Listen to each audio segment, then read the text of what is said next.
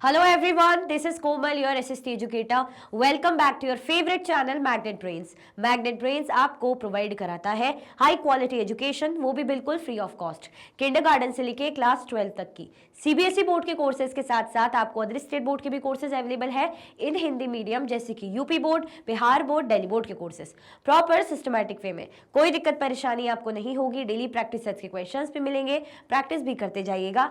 E books और e notes की link आपको डिस्क्रिप्शन बॉक्स में अवेलेबल है। भटकने की बात बिल्कुल भी नहीं बनती। सो आज हम क्या करने वाले हैं, चैप्टर 8 जिसका नाम था हमारे चैप्टर का अ शर्ट इन द मार्केट। हमने इसमें पूरी स्टोरी देखी थी कि कैसे कॉटन, पहले तो कपास उगता है, फिर उसको मार्केट में बेचा जाता है, फिर उसके बाद उसमें गिनिंग होती है, स्पिनिंग होती है, वीविंग होती है, आफ्टर दैट उसको मैन्युफैक्चर किया जाता है और उससे फाइनली शर्ट तैयार होती है और ये शर्ट फॉरेन जो मार्केट्स में बेची जाती है। इसके पीछे कितने लोग मेहनत करते, फायदे में कौन थे, बेचारे नुकसान में कौन थे, ये सारी चीजें हमने इस चैप्टर में देखी थी, जिसको हम माइंड मैप के थ्रू अब रिकॉल करेंगे, रिवाइज करेंगे, है ना। तो पहले क्या कर दो, फटाफट से लाइक कर दो, ठीक है। अ cotton farmer in Kurnool. Cotton farmer के बारे में देखेंगे। कुरनूल जो कहाँ पे मिलेगा हमें, कुरनूल आंध्र प्रदेश में, साउथ की सिटी है, साउथ का स्टेट है। Swapna a small farmer in Kurnool Andhra Pradesh grows cotton on her small piece of land. Swapna क्या थी, छोटी सी फार्मर थी, है ना, आंध्र प्रदेश में, कुरनूल आंध्र प्रदेश में। छोटा सा ही उसका लैंड था, जमीन थी छोटी सी, उसी में वो क्या करती थी, कॉटन उगाती थी, कपास उगाया करती थी। Once the cotton is collected, instead of selling it at Kurnool cotton market, Swapna and her husband take the harvest to the local trader. अब एक बार कॉटन कलेक्ट हो, देखो कॉटन को उगाने में भाई दिन भी कैसे चाहिए रहते, बिल्कुल फ्रोज फ्री डेज भी चाहिए होते हैं। आप उगा रहे हो, वैसी मिट्टी है, सारी चीजें, दैट्स गुड, लेकिन उस तरीके से क्या एनवायरमेंट, मतलब मौसम भी चाहिए रहता है क्लियर। जैसे फ्रोज फ्री डेज मतलब बिल्कुल ही क्लियर, कैसा क्लाइमेट कि बिल्कुल ही धूप होनी चाहिए तेज, क्योंकि कॉटन आप उगा रहे हो, ठीक है। तो once the cotton is collected, अब ऐसा भी नहीं है कि कॉटन जो है कि एक बार में ग्रो हो रही है, ऐसा नहीं है कि कॉटन जो है एक बार में ग्रो हो जा रही है। अब आप देखोगे जैसे फूल खिलते हैं ना, आप देखते हो कि पेड़ों में देखो 2 फूल खिले हुए हैं, तीसरा फूल खिला हुआ है, इस तरीके से आपको समझ में आएगा, क्लियर। तो कॉटन भी क्या होते हैं, धीरे धीरे बर्स्ट होते, धीरे धीरे फूलते, ये मतलब फूटेंगे कि कुछ कॉटन, जैसे आप इतने सारे कॉटन की खेती, तो कहीं जगह कॉटन खिलेंगे, कहीं जगह नहीं खिलेंगे, कहीं कहीं धीरे धीरे खिलेंगे, है ना। तो टाइम लगता है, हार्वेस्टिंग में भी टाइम लगता है। तो एक बार जब कॉटन कलेक्ट हो जाए इकट्ठा, मतलब सब जगह तोड़ के एक जगह इकट्ठा हो जाए cotton, once the cotton collected, instead of selling it at Kurnool cotton market, Kurnool cotton market में बेचने के बजाय स्वप्ना और उसके हस्बैंड कहाँ गए, हार्वेस्ट को लेके लोकल ट्रेडर के पास। मतलब अब अगर मैं कुछ भी फसलों की कटाई करूंगी, जो भी प्रोड्यूस निकलेगा मैं क्या करूंगी, मार्केट में बेचूंगी। लेकिन स्वप्ना ने यहाँ पे क्या किया, वो ट्रेडर के पास गई, मतलब लोकल जो ट्रेडर था गांव में उसके पास गई। ऐसा क्यों, मार्केट में क्यों नहीं गई, इसके पीछे का रीजन था कि क्रॉपिंग सीजन जब शुरू होने वाला था तो स्वप्ना ने उधार लिए थे, ट्रेडर से कुछ मनी बोरो किया था। तो ट्रेडर ने बोला था कि भैया तो पैसे कैसे वापस करोगी, तो एक काम करना, तुम इसके बदले जो भी तुम्हारा प्रोड्यूस होता है, खेती का कॉटन प्रोड्यूस होता है, हार्वेस्ट होता है, वो तुम मुझे बेचोगी। तो स्वप्ना मान गई कि भाई ठीक है, मतलब आप मार्केट में नहीं बेचोगे, जैसे मैंने जो भी उगाया मैं मार्केट में बेचूं, लेकिन मैं मार्केट में नहीं बेच पा रही, मुझे ट्रेडर को बेचना पड़ रहा है। इसके पीछे का रीजन क्या, क्योंकि मैंने स्टार्टिंग में पैसे उधार लिए थे, तो उसके एवज में, मतलब उसके बदले अब मैं क्या कर रही हूँ, प्रोड्यूस उनको वापस दे रही हूँ, ठीक है। तो at the beginning of the cropping season Swapna had borrowed 2500 from the trader at a very high interest. Swapna ने क्या करा था, 2500 बोरो करे थे, किससे, ट्रेडर से, वो भी हाई इंटरेस्ट रेट पे, खूब ब्याज के साथ। क्यों भाई, बीज खरीदने के लिए, फर्टिलाइजर खरीदने के लिए, पेस्टिसाइड खरीदने के लिए, कल्टीवेशन के। At that time the local trader made Swapna agree to another condition, he made her promise to sell all her cotton to him. अब क्या हुआ, उस टाइम पे जो लोकल ट्रेडर थे उन्होंने क्या करा, स्वप्ना को अग्री करा दिया अनदर कंडीशन में कि भाई तुम क्या करोगी, अपने जो कॉटन है मुझे बेचोगी, तुम टेंशन मत लो कि तुम कैसे पैसे वापस करोगे, लेकिन जो तुमने प्रोड्यूस करोगी कॉटन, वो क्या करो, तुम मुझे बेचना, है ना। तो ऐसे करके इन्होंने डील कर ली थी, क्लियर हुआ। Cultivation of cotton requires high levels of inputs such as fertilizers and pesticides, and the farmers have to incur heavy expenses on account of these. Most often the small farmers need to borrow money to meet these expenses. क्या बोला जा रहा है, cultivation, cotton का cultivation क्या require करता है, अच्छा खासा इनपुट इसमें लगता है, जैसे फर्टिलाइजर्स की जरूरत पड़ेगी, पेस्टिसाइड्स की जरूरत पड़ेगी, है ना। और इसके चलते फार्मर को क्या करना पड़ेगा, हैवी एक्सपेंस, इसमें क्या करना पड़ेगा, इसमें लगाना पड़ेगा, फार्मर का अच्छा खासा इसमें क्या होगा, खर्चा होगा, है ना। तो इसमें क्या लगता है, हाई लेवल का इनपुट, फर्टिलाइजर, पेस्टिसाइड्स वगैरह की जरूरत पड़ती है, जिसमें अच्छा खासा खर्चा होता है ना। तो most often the small farmers need to borrow money to meet these expenses. जब इसमें इतना खर्चा लग रहा है भाई, टेक्निक्स लग रही है, पेस्टिसाइड्स, फर्टिलाइजर्स, ये सारी चीजें लग रही है, अच्छा खासा खर्चा होना है, तो इसके चलते जो स्मॉल फार्मर है, इन्हें क्या करना पड़ता था, उधार लेना पड़ता था, मनी बोरो करना पड़ता था, खर्चे को मीट करने के लिए, एक्सपेंसेस को मीट करने के लिए। The trader is a powerful man in the village, and the farmers have to depend on him for loans, not only for cultivation but also to meet other exigencies such as illness, children's school fees. अब trader क्या माने जाते थे, village का powerful man माना जाता था। जो भी ट्रेडर रहता था उसको बोलते थे कि भाई विलेज का ये जो था मतलब ट्रेडर पावरफुल था। क्यों? क्योंकि लोगों की ना, ऐसा नहीं कि उनको उधार दे रहा है, जब कभी भी जब जब जैसे स्कूल की फीस भरनी हो, कुछ भी मेडिकल एक्सपेंसेस होते होंगे या कुछ भी चीजें होती, ट्रीटमेंट वगैरह जो भी, तो ऐसा इस चलते इनको क्या करना पड़ता था, ये ट्रेडर इनको उधार देते थे, पैसा देते थे। तो अब जो पैसा दे रहा है जरूरत के चलते, कि भाई जब जब मुझे जरूरत है, हम लोगों को जरूरत है, वो हमें पैसा दे रहा है, वो बात हो रही है कि हाई इंटरेस्ट चार्ज कर रहा है, लेकिन जब जब जरूरत पड़ रही, बिना नाटक करे पैसा तो दे रहा है ना।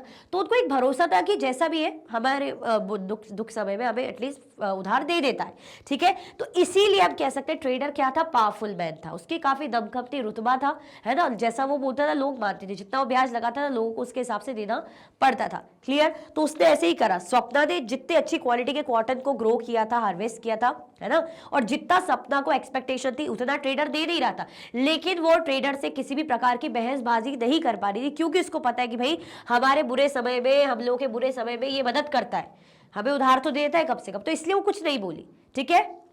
मतलब मेहनत उसकी बराबर इन चीजों में लग रही, लेकिन फिर भी उसको इतना नहीं मिल रहा, but still she is like कि भाई कुछ नहीं हो सकता है ना।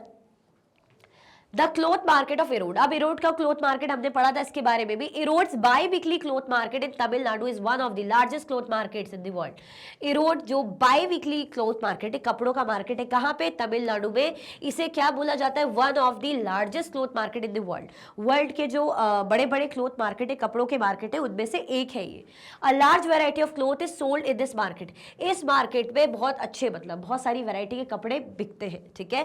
Cloth that is made by viewers in villages around is also brought here for sale। अब यहाँ पे जो कपड़े वीवर्स, जो बुनकार होते हैं, बुन के बनाते हैं, अपने गांव वगैरह से आते हैं और यहाँ पर वो कपड़े बेचे जाते हैं। मतलब जो वीवर्स कपड़े बना रहे हैं, उन कपड़ों को यहाँ पे बेचा जा रहा है, फिर उन कपड़ों से फर्दर जो भी चीजें बनेगी सो बनेगी। हम बोलते हैं जैसे थोक में खूब सारे कपड़े रहते हैं, फिर उससे हमें कुर्ता बनवाना है, साड़ी बनवानी है, या गाउन बनवाना है, या कुछ भी जो भी चीजें बनानी है, XYZ, है ना, बना सकते हैं। Around the market are offices of cloth merchants who buy this cloth. अब मार्केट के आसपास यहाँ पे ऑफिसेज भी रहेगा, किसका, क्लोथ मर्चेंट का, है ना, कपड़ों के जो मर्चेंट है उसका, जो क्या करता था, इन कपड़ों को खरीदता था। Weavers bringing cloth that has been made on order from the merchants. अब यहाँ पे क्या होता था, वीवर्स क्या करते थे, क्लोथ लेकर आते थे जिसको मर्चेंट्स ने ऑर्डर पर बनवाए हुए होते हैं। जो मर्चेंट रहते, व्यापारी, इन्होंने क्या करा था, इनको ऑर्डर पे बनवाए होते कि भैया हम तुम्हें प्रोवाइड कर रहे हैं यार्न, अब इससे तुम्हें कपड़ा तैयार करके हमें बेचना है, हमें वापस देना है। These merchant supply cloth on order to garment manufacturers and exporters around the country. अब ये जो मर्चेंट थे क्या करते थे, कपड़ा सप्लाई करते थे, इसलिए ताकि फिर ये कपड़े कहाँ जाते थे, कपड़ा देखो क्या होता है, मैं वीवर हूं, मुझे दे देगा मर्चेंट कि भाई तुम्हें क्या करना है, कपड़ा तैयार करके दो, इस जो यार्न से आपको कपड़ा तैयार करके देना है, मैं हैंडलूम्स वगैरह बता के कपड़ा तैयार करके दूंगी। ये कपड़ा वापस मर्चेंट ले लेगा और किसको दे देगा, एक गारमेंट एक्सपोर्ट फैक्ट्री में, है ना, जहाँ पे जो कपड़ों से साड़ी बन रही है, शर्ट बन रही है, जो भी बन रहा है XYZ, है ना, वो बनाते हैं वहाँ पे, बस उन्हें कपड़ा चाहिए होता है। तो ये कपड़ा प्रोवाइड करने का काम कौन करता है, मर्चेंट प्रोवाइड करता है। तो फिर ये एक्सपोर्ट मैन्युफैक्चरिंग फैक्ट्री क्या करती है, सामान बनाती है, शर्ट बनाएगी, कुछ भी बनाएगी, फिर इन्हें बाहर एक्सपोर्ट करती, बेचती है। These merchants supply cloth on order to garment manufacturers and exporters around the country. They purchase the yarn and give instruction to the weavers about the kind of cloth that is to be made. ये लोग क्या करते हैं, ये yarn purchase करते हैं और viewers को क्या करते हैं, इंस्ट्रक्शन प्रोवाइड करते हैं, निर्देश देते हैं, है ना, about the kind of cloth that is to be made. मतलब जिस भी टाइप के कपड़े क्लोथ बनाने रहेंगे तो ये लोग क्या देंगे, इनको भाई ऑर्डर देंगे, इंस्ट्रक्शन देंगे कि इस टाइप का कपड़ा आपको yarn से तैयार करके देना है, ऐसे हमें चाहिए, चलिए पड़ेगा, ठीक है। और ये जो मैन्युफैक्चरिंग, इनको ऑर्डर कौन देते हैं, एक्सपोर्ट फैक्ट्री। और एक्सपोर्ट फैक्ट्री क्यों ऐसा कर रही होती है, क्योंकि जो बाहर के फॉरेन बायर्स होते हैं वो ये डिमांड करते हैं। क्लियर, चलो। Putting out system, weavers producing cloth at home. अब पुटिंग आउट सिस्टम क्या है, यहाँ पे क्या था, the arrangement between the merchant and the weaver is an example of putting out system.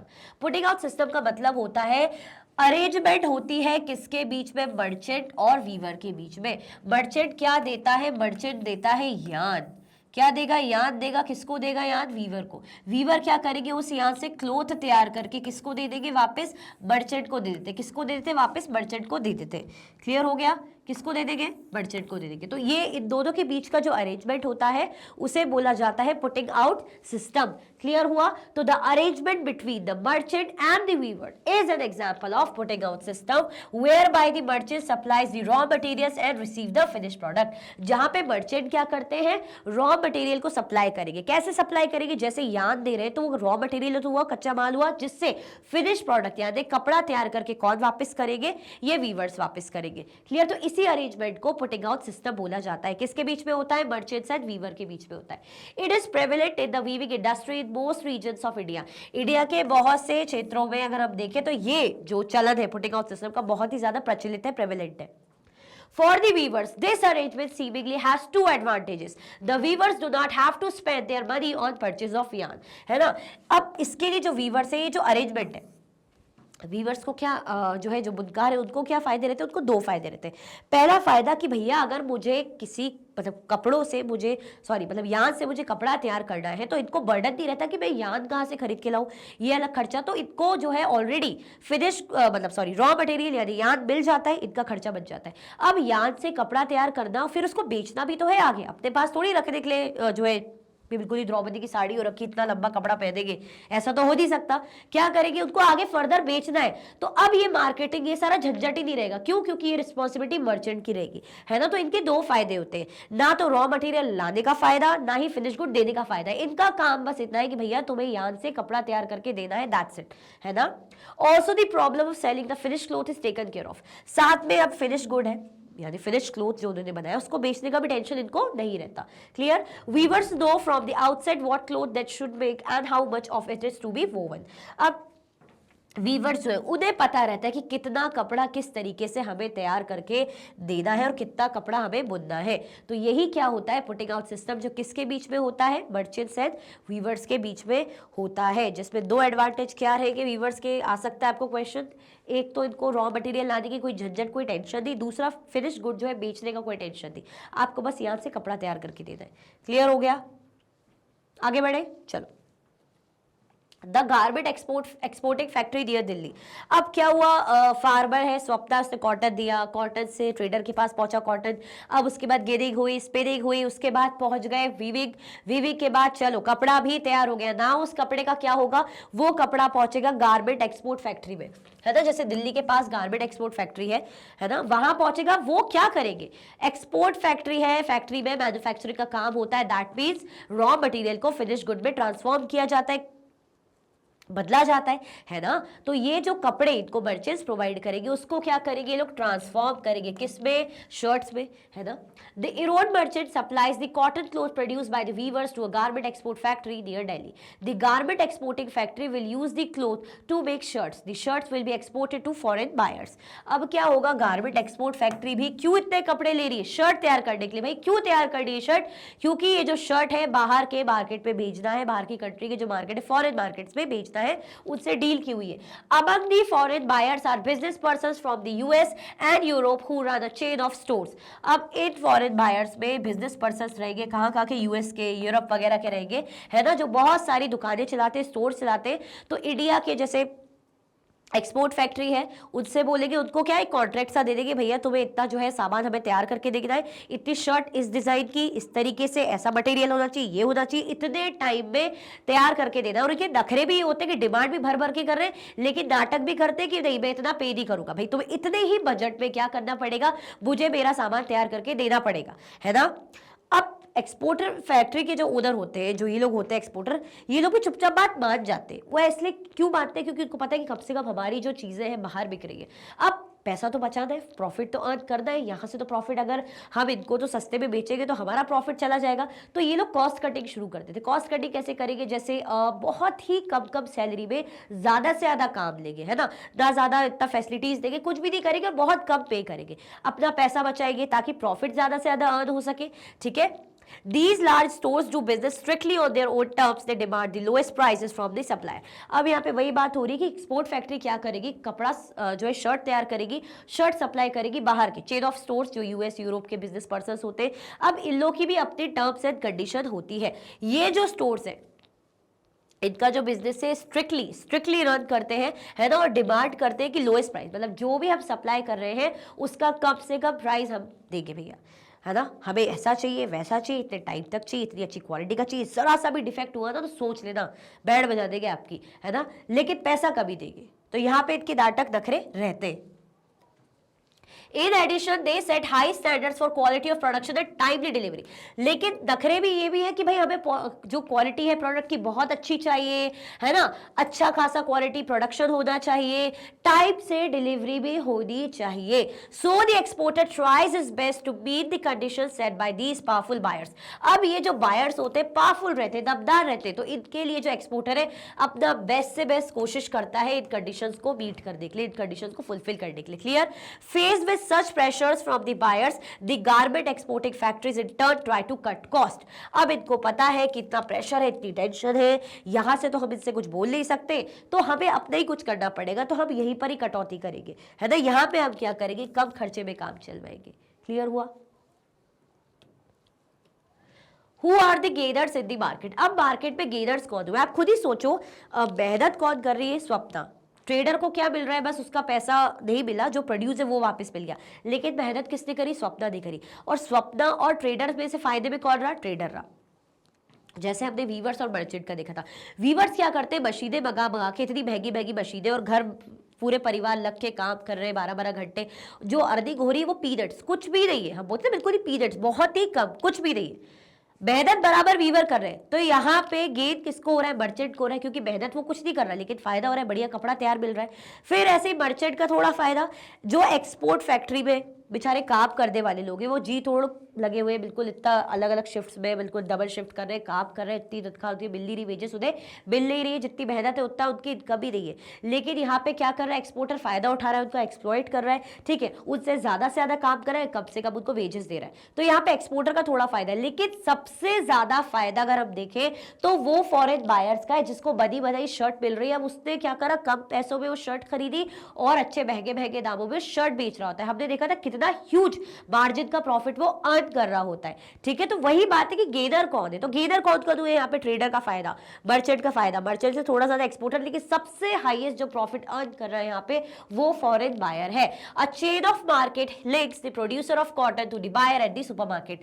अगर आप देखें जो मार्केट की चेन होती है वो किसको जोड़ती है? प्रोड्यूसर से लेके कंज्यूमर तक। प्रोड्यूसर है, बीच में ट्रेडर आया, है ना, सप्लायर है, रिटेलर है, उसके बाद क्या हो गया, वो प्रोडक्ट कस्टमर तक पहुंचा है। तो ये जो चेन बन रही है, लिंक बन रही है, किसके थ्रू हुआ? इतने चेन ऑफ मार्केट्स के through. Buying and selling takes place at every step in the chain. भाई चेन के हर स्टेप पे बाइंग सेलिंग चल रही है। स्वप्ना ने सेल करा ट्रेडर को, ट्रेडर ने स्वप्ना से बाय करा, है ना। फिर क्या हुआ? गेनिंग, स्पिनिंग, ये सारी प्रोसेस हुई। उसके बाद क्या चीजें हुई? वीविंग हुई। वीविंग में क्या हुआ? उसने मर्चेंट से खरीदा, मर्चेंट ने उसको बेचा, फिर मर्चेंट ने क्या करा, जो बेचा है सामान, जो क्लोथ बना के किसको भेजा? एक्सपोर्ट फैक्ट्री में, एक्सपोर्ट फैक्ट्री ने बाय करा। अब क्या होगा? एक्सपोर्ट फैक्ट्री ने सेल करा फॉरेन बायर को, फॉरेन बायर ने बाय करा। तो पूरे ही प्रोसेस में बाइंग सेलिंग, खरीदना बेचना चल ही रहा है। Did they all gain as much? क्या सबको बराबर गेन हुआ? हम क्लियरली कह सकते हैं नो, नॉट एट ऑल। सबको बराबर गेन, सबको बराबर फायदा नहीं हुआ। There were people who made profits in the market and there were some who did not gain as much from this buying and selling. मतलब अगर आप देखें इस पूरी चेन में, इस पूरे चैप्टर में हमने देखा भी था कि कुछ थे जो बढ़िया प्रॉफिट अर्न कर रहे थे और कुछ थे जो बेचारे उतना गेन ही नहीं कर पा रहे थे इस बाइंग सेलिंग से। मेहनत सबसे ज्यादा वही कर रहे थे लेकिन सबसे कम कमाई उन्हीं की थी। जैसे वही मैंने बताया, स्वप्ना की बात करें, है ना, फार्मर या वीवर हो गए, या जो वर्कर्स हो गए, फैक्ट्री में काम करने वाले लोग गए, जितनी वो मेहनत करें बटनिंग वगैरह, पैकेजिंग वगैरह, टेलरिंग वगैरह, उतनी उनकी अर्निंग नहीं हो रही है ना। कंपनी क्या कर रही है? कॉस्ट कटिंग कर रही है। क्यों? अपना प्रॉफिट अर्न करने के लिए। तो इससे क्या समझ में आता है कि भाई कौन गेनर है, कौन आपको समझ में आ गया होगा। Now market and equality, the foreign business person made huge profits in the market. हमने देखा जो फॉरेन बिजनेस पर्सन थे उनको बनी बनाई शर्ट मिल गई, सस्ते दामों में शर्ट खरीदी बल्क में, और महंगे महंगे दामों में अपने स्टोर्स में वो शर्ट को सेल कर रहे हैं और बहुत बढ़िया प्रॉफिट अर्न कर रहे हैं। तो compare to this the garment exporter made only moderate profit. इसके कंपैरिजन में जो गारमेंट एक्सपोर्टर थे उसका प्रॉफिट कैसा था, मॉडरेट था, बिल्कुल एज इट इज इक्वल नहीं था कि जितना अर्न ये जो फॉरेन बिजनेस पर्सन कर रहे हैं वही एक्सपोर्टर कर रहे हैं, नहीं उतना नहीं था, लेकिन फायदा था इनको भी। On the other hand the earning of the workers in the garment export factory are barely enough to cover their day to day needs. अब दूसरी ओर देखिए जो अर्निंग थी किसकी, वर्कर, जो वर्कर काम कर रहा था गारमेंट एक्सपोर्ट फैक्ट्री में, है ना, मुश्किल से ही उसकी इतनी इनफ होगी इनकम कि वो डे टू डे नीड्स को फुलफिल कर पाए। मतलब उसकी अर्निंग बेचारी कितनी हो ही नहीं थी जितना वो मेहनत कर रहा था कि भैया वो 2 वक्त की रोटी भी ढंग से खा पाए, लाइवलीहुड अर्न कर पाए, ठीक है। Similarly we saw the small cotton farmer and weaver at Erode put in long hours of hard work. Same तरीका, सेम चीज हमने कहा, देखिए स्मॉल जो है कॉटन फार्मर की, है ना, वीवर की, इरोड, है ना, इरोड मार्केट में कि कितनी मेहनत वो करे, जितना उनको उसका हार्डवर्क वो करे उतना फायदा उन्हें मिल नहीं रहा है। जैसे मैंने बताया ना, वीवर्स घर में काम करे, मशीनें खरीद के ला रहे अपने खर्चे पे, लोन ले लेके, और मेहनत करे, घर परिवार भी लगा हुआ है, 12-12 घंटे काम करे, लेकिन उतना उनको कुछ भी अर्निंग खास नहीं मिल रही है। तो मार्केट में क्या इक्वालिटी है, नहीं है। सबसे ज्यादा प्रॉफिट बिजनेस पर्सन अर्न कर रहे हैं, उसके बाद मर्चेंट, तो काहे की इक्वालिटी, है ना, जो सबसे ज्यादा मेहनत कर रहे हैं उन्हें तो कुछ भी नहीं मिल रहा है। But they did not get a fair price in the market for what they produce. लेकिन बेचारे जो प्रोड्यूस कर रहे हैं उतना फेयर प्राइस इन्हें मार्केट में मिल ही नहीं रहा है। Democracy is also about getting a fair ways in the market. भाई अगर आप डेमोक्रेटिक कंट्री या डेमोक्रेसी की बात करते तो डेमोक्रेसी का मतलब ये होता है कि आपको मार्केट में फेयर वेज मिले। जैसे मिनिमम वेज का जो रहता है ना कि इतना भत्ता मिलना ही चाहिए लेबर को, मजदूर को, इतना मिनिमम वेज तो होनी ही होनी, ठीक है। तो यहाँ पे भी वही बात आती है कि डेमोक्रेसी अगर हम कह रहे हैं तो डेमोक्रेसी का मतलब ये भी होता है कि सबको फेयर, जितना वो डिजर्व करता है, जितना उससे काम लिया जा रहा है उतनी उसकी तनख्वाह होनी चाहिए। On one hand, the market offers people opportunities for work and to be able to sell things that they grow or produce. It could be the farmer selling cotton or the weaver producing clothes. On the other hand, it is usually rich and the powerful that get the maximum earnings from the market. एक तरफ अगर आप ये देखें तो market क्या कर रहा है, अपॉर्चुनिटी दे रहा है, आपको अवसर दे रहा है कि आप जो भी बना रहे हो उसको सेल करो, बाय करो, प्रोड्यूस करो, ग्रो कर रहे हो उसको सेल करो, सब करो, है ना। लेकिन अब ये देखा जा रहा है कि it could be the farmer, जैसे फार्मर क्या कर रहा है, कॉटन सेल कर रहा है ना, वीवर क्या कर रहा है, कॉटन को या कपड़े को प्रोड्यूस कर रहा है ना। तो एक तरफ मौका है, अपॉर्चुनिटी तो है सबको, लेकिन दूसरी ओर ये देखने को मिल रहा है कि जो रिच और पावरफुल लोग हैं असल में तो ज्यादा से ज्यादा प्रॉफिट वही अर्न कर रहे हैं, है ना। जैसे मर्चेंट है भाई रिच पावरफुल, जो एक्सपोर्टर कंपनी है वो अच्छी पावरफुल, फिर बिजनेस फॉरेन बिजनेस पर्सन वो ज्यादा पावरफुल। तो असल में तो फायदा इन्हीं पावरफुल लोगों को मिल रहा है ना। भले अपॉर्चुनिटी मिलने से क्या होता है, लेकिन फायदा तो एक ही तरफा जा रहा है। क्लियर। तो इसी के साथ भाई हमारे लास्ट चैप्टर का भी माइंड मैप एंड होता है। आई होप आपको पूरी चेन और ये सिस्टम समझ में आया होगा, कौन गेनर्स थे, कौन बेचारे जिनको प्रॉफिट नहीं मिला, जिन्होंने मेहनत करी, हम पूरा सब कुछ चैप्टर में अच्छे से पढ़ चुके थे। अगर आपको जानना है और अच्छे से देखना है, समझना है, तो आप प्लेलिस्ट में जाके चैप्टर को देख सकते हो, ठीक है। तो उसको लाइक शेयर सब्सक्राइब करना बिल्कुल भी मत भूलना। कुछ भी डाउट होता है कॉमेंट सेक्शन में जरूर बताना। अगर आप और भी वीडियो के लेक्चर्स देखना चाहते हैं, मैग्नेट ब्रेन्स के यूट्यूब चैनल, एप्लीकेशन, वेबसाइट पे देख सकते हैं। ई नोट्स और ई बुक्स के लिंक आपको डिस्क्रिप्शन बॉक्स में अवेलेबल है। ये सारे के सारे आपके हाई क्वालिटी के कोर्सेज है, जैसे कि CBSE board, Delhi board, Bihar board, UP board, MP board, Rajasthan board, वैदिक maths, crash course, spoken English courses अच्छी क्वालिटी में और 100% फ्री आपको अवेलेबल है। आप हमें प्लेटफॉर्म पर भी फॉलो कर सकते हैं, जैसे कि यूट्यूब है, फेसबुक है, इंस्टाग्राम है, एक्स और व्हाट्सएप। लाइक शेयर सब्सक्राइब करना बिल्कुल भी ना भूलें। अपना ख्याल रखें। Thank you so much for watching.